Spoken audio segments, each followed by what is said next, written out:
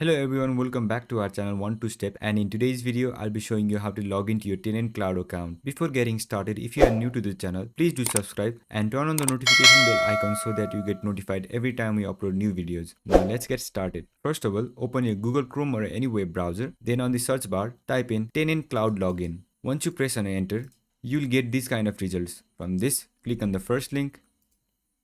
Then you will get to this page. On this page, if you are new to Tenant Cloud, you can sign up for an account by clicking on this button, and if you already have an account, you can click on the login button. I'm assuming you already have an account, so go ahead and click on login button. Then it will take you to this page. On this page, you will have to enter your email address, so go ahead and enter your email address. Or you can also log in with your Google ID, your Apple ID, or your Facebook ID. You can click on the respective link to get logged in with your account. Once you have entered your email address, click on continue. Then it will ask you to enter your password. Go ahead and enter your password.